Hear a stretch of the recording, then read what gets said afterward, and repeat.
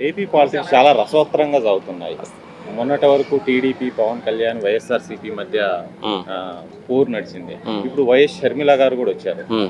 ఆమెను కూడా ఇప్పుడు వైఎస్ఆర్‌సీపీ నేతలు తీవ్రంగా దూషిస్తున్నది మనం చూస్తూనే ఉన్నాం. హ్మ్. అసలు ఏం జరుగుతుంది అక్కడ ఏపీ పాలిటిక్స్ పరిస్థితి ఏంటి? ఏపీ పాలిటిక్స్ ఏంటంటే ఒక ఫ్యామిలీ నుంచి వచ్చిన ఒక ఆడపడుచు అన్నగారిని హ్మ్, కొంచెం దూషించినట్టు మాట్లాడుతున్నారు. సో, ఏం జరిగిందనేది గతంలో మనకి షర్మిల గారు లోటస్ పండు దగ్గర చేసిన రచ్చ ఏంటో మనం చూసాము. సో, అయన్నీ దృష్టిలో పెట్టుకొని ఆ రోజు జగన్ గారు కూడా స్టేషన్ దగ్గరికి వెళ్ళడం కానీ, ఫోన్ చేయడం కానీ ఇయన్నీ లేవు.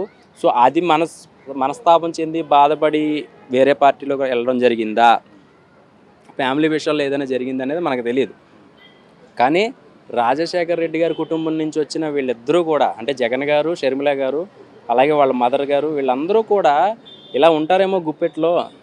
ఇలా అసల ఒక రకంగా చూస్తారేమో రాజశేఖర్ రెడ్డి గారి పేరు నిలబెడతారేమో అనుకున్నాం కానీ, చీలికిపోవడం అనేది కొంచెం నిజంగా బాధగా ఉంది. అలాగని చెప్పి గవర్నమెంట్ ఆయనేమి జగన్ గారేమో ఇలా చేస్తున్నారు, అలా చేస్తున్నారని నేను చెప్పను. ఆయన సీఎంగా ఆయన చేసే కర్తవ్యం ఆయన చేస్తున్నారు. ఏంటంటే ఫ్యామిలీలో ఒక మనిషి బయటకొస్తే అనవసరమైన విమర్శలకి చోటు చేసుకుందని నాకు నిజంగా చిన్న బాధ అనిపించింది. అదే కలిసికట్టుగా భలే ఉండు కదా! మళ్ళీ ఈయనేమో షర్మిల గారేమో పవన్ కళ్యాణ్ గారుకి బొకేలు ఇవ్వడము, అలాగే రేవంత్ రెడ్డి గారిని కలవడము, రేవంత్ రెడ్డి గారు చంద్రబాబు నాయుడు గారిని కలవడం ఇయన్నీ చూసినప్పుడు ఏమవుతుందంటే ప్రజలు ఎవరిని నమ్మాలి, ఎవరిని నమ్మకూడదనేది ఒక ఆలోచనలో పడిపోయారు.